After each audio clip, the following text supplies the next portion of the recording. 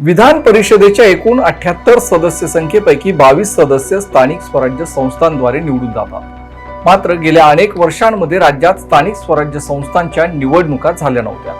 त्यामुळे या मतदारसंघांमध्ये निवडून आलेल्या आमदारांचा कार्यकाळ संपूर्णही निवडणुका होऊ शकल्या नव्हत्या। आता विधान परिषदेच्या 17 जागांसाठी निवडणूक जाहीर झाली आहे। साधारण 25 जिल्ह्यांच्या मिळून 17 विधान परिषद जागांसाठी ही निवडणूक होतीये। यामध्ये बहुतेक ठिकाणी महायुतीचे नगरसेवक निवडून आले, म्हणजेच महायुतीच्या ताब्यांमध्ये अनेक महापालिका नगरपालिका आहेत। त्यामुळं महायुतीमध्येच या 17 जागांसाठी रस्सीखेच सुरू झालेली आपल्याला दिसते। महाराष्ट्रात हा जागा वाटपाचा तिढा सुटताना दिसत नसल्यामुळं आता एकनाथ शिंदे लवकरच दिल्ली दरबारी जाणार असल्याची चर्चा आहे। महायुतीमध्ये जागा वाटपावरून तिढा असलेल्या ठाणे, पालघर, रत्नागिरी, सिंधुदुर्ग, रायगड, नाशिक, पुणेसह 6 ते 7 मतदारसंघांचं समीकरण काय आहे आणि कोणत्या जागा कोणाला हव्या आहेत हे या व्हिडिओ मधून आपण जाणून घेऊया। नमस्कार, मी उन्मेष खंडाळे, आपण पाहताय माय महानगर लाईव्ह। महायुतीमध्ये ज्या जागांवरून तिढा आहे किंवा जागा वाटपाबद्दल सध्या संभ्रम निर्माण झालाय त्या जागा म्हणजे ठाणे, पालघर, दुसरी आहे ती रत्नागिरी, सिंधुदुर्ग, रायगड हा भला मोठा एक विधान परिषदेचा मतदारसंघ आहे। त्यानंतर पुणे, नाशिक, जळगाव, अमरावती आणि छत्रपती संभाजीनगर, जालना या बहुतेक 7 मतदारसंघांमध्ये भाजप, शिवसेना, राष्ट्रवादी काँग्रेसकडून दावे करण्यात आले। हा मतदारसंघ आपलाच असल्याचा आणि येथे आपलाच उमेदवार दिला जाईल असे दावे हे महायुतीतील तिन्ही पक्षांकडून केले जात आहेत। पुणे राष्ट्रवादी काँग्रेसने या जागेवर दावा केलाय, तर महायुतीत आता स्थानिक स्वराज्य संस्थांची समीकरणे बदलली आहेत। पुण्यातील स्थानिक संस्थांवर आता भाजपचा ताबा आहे, त्यामुळं त्यांनी या जागेवर दावा केला। ही जागा यापूर्वी राष्ट्रवादी काँग्रेसकडे होती, ती कायम राहावी ही राष्ट्रवादी नेत्यांची इच्छा आहे। भाजपनं पुण्याच्या जागेवर दावा केला आहे। राष्ट्रवादीने संख्याबळानुसार या जागेवर दावा केलाय। त्यांचा दावा आहे की त्यांच्याकडे 370 सदस्यांचं बळ आहे। राष्ट्रवादीची हक्काची जागा असल्याचं त्यांचं म्हणणं आहे। भाजपनं मित्र पक्षांच्या संख्येची बेरीज करून 333 सदस्य असल्याचा दावा केलाय। पुण्यावर भाजपचंच राज्य राहावं यासाठी भाजपकडून या जागेची आग्रही मागणी होतीये। मात्र राष्ट्रवादी सर्वाधिक संख्याबळ असल्याचं सांगत पुणे सोडायला तयार नाहीये। अशीच दुसरी जागा आहे ती म्हणजे नाशिक। स्थानिक स्वराज्य संस्था मतदारसंघात 619 मतदार आहेत, यातील 466 हे महायुतीचे सदस्य आहेत। भाजप या जागेसाठी आग्रही आहे, कारण नाशिकमध्ये भाजपचं संख्याबळ सर्वाधिक आहे। भाजपचे 188 नगरसेवक आहेत, तर त्या खालोखाल शिवसेनेचे 171 नगरसेवक आहेत। शिवसेनेची ही पारंपरिक जागा आहे, त्यामुळे ही जागा कायम राहावी अशी पक्षनेत्यांची मागणी आहे। नाशिकसाठी शिवसेनेकडून सुहास कांदे यांच्या पत्नी अंजुम कांदे आणि माजी आमदार नरेंद्र दराडे यांची पक्ष नेत्यांकडे जबरदस्त लॉबिंग सुरू आहे। भाजपकडूनही अनेक इच्छुकांची नावं समोर येत आहेत, मात्र भाजपच्या पक्ष शिस्तीनुसार उघडपणे कोणीही बोलायला तयार नाहीये। नाशिक नंतर जळगावच्या जागेसाठीही शिवसेना आणि भाजप यांच्यात काटेकी टक्कर सुरू आहे। जळगावची जागा शिवसेनेला मिळावी यासाठी शिवसेना नेते आणि पाणी पुरवठा मंत्री गुलाबराव पाटील आग्रही आहेत। जळगावची जागा शिवसेनेचीच असल्याचा दावा गुलाबराव करतायत। त्यांचा हा आग्रह पुत्र प्रेमापोटी देखील आहे। गुलाबराव पाटील यांना मुलगा प्रतापराव यांना विधान परिषदेतून राजकारणात आणण्याची इच्छा आहे, मात्र भाजप ही जागा देखील सोडायला तयार नाही। मागील 20 वर्षांपासून भाजप या जागेवर निवडून येत आहे। आता राज्यात सत्ता असताना हक्काची जागा सोडण्यास भाजप तयार नाही। मतदारसंघातील समीकरण आणि मतांच्या जोरावर भाजप आमचा दावा प्रबळ असल्याचं सांगत आहे। गिरीश महाजन यांचा हा गृह जिल्हा, त्यांनी जिल्ह्यातील प्रत्येक विधानसभा मतदारसंघात जातीनं लक्ष घातलंय।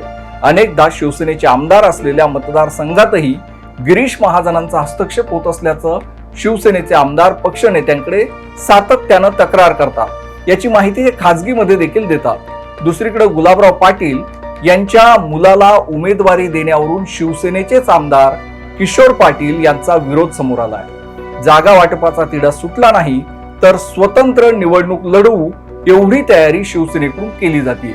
त्यामुळे या जागेचा तिढा कसा सुटणार याकडे दोन्ही पक्षांच्या कार्यकर्त्यांचं, नेत्यांचं लक्ष लागून राहिलंय। अमरावती ही जागा देखील महायुतीमध्ये तिढ्याचं आणि दोन्ही पक्षांमध्ये वादाचं कारण ठरते।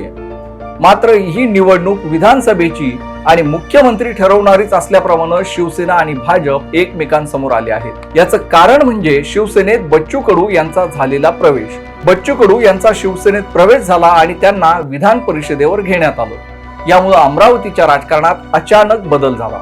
बच्चू कडू यांनी एकनाथ शिंदे यांना मुख्यमंत्री करायचंय असं नुकतंच म्हटलंय। स्थानिक भाजप नेत्यांसोबत त्यांचं फार सख्य नाहीये। बच्चू कडू हे अमरावतीचे नाही तर विदर्भाचं राजकारणावर प्रभाव टाकण्याचा प्रयत्न करतायत। त्यामुळं भाजपला त्यांचा महायुतीतील प्रवेश जड झालाय। त्यातच अमरावतीची जागा शिवसेनेला हवी असल्यामुळं पेच निर्माण झालाय। संभाजीनगर आणि जालना हा मतदारसंघ देखील महत्वाचा आहे। ही जागा आता भारतीय जनता पक्ष आणि शिवसेनेमध्ये अडचणीची ठरताना दिसतेय। ही जागा आपल्याकडेच असली पाहिजे यासाठी भाजप आणि शिवसेनेत अनेक वर्षांपासून स्पर्धा लागली आहे। लोकसभा निवडणुकीपासून भाजप छत्रपती संभाजीनगरवर दावा करत आहे, मात्र शिवसेना ही जागा कोणत्याही किमतीवर सोडायला तयार नाही। संभाजीनगर आणि जालना या दोन्ही जिल्ह्यांमध्ये मिळून भाजपचे 250 नगरसेवक आहेत, तर शिवसेनेकडे 125च्या जवळपास संख्या आहे। भाजपमध्ये इच्छुकांची गर्दी मोठी आहे। माजी केंद्रीय मंत्री भागवत कराड, 11 महिन्यांसाठी विधान परिषदेवर गेलेले संजय केनेकर, शहर जिल्हाध्यक्ष किशोर शितोळे यांनी पक्षाकडे अधिकृत उमेदवारीची मागणी केलेली आहे। येथे महायुतीकडून कोणाला उमेदवारी मिळणार हे अंतिम जागा वाटपानंतर स्पष्ट होण्याची चिन्ह आहेत। तोपर्यंत राजकीय विश्लेषकांना मात्र मोठं खाद्य मिळालंय। रायगड, सिंधुदुर्ग आणि रत्नागिरी या 3 जिल्ह्यांचा मिळून विधान परिषदेसाठी एक मतदारसंघ तयार करण्यात आलेला आहे। महायुतीमध्ये या जागेसाठी मोठी रस्सीखेच आहे। राष्ट्रवादी काँग्रेसचे नेते सुनील तटकरे आणि शिवसेनेचे मंत्री भरत गोगावले या दोन्ही नेत्यांनी या जागेवर दावा सांगितलाय।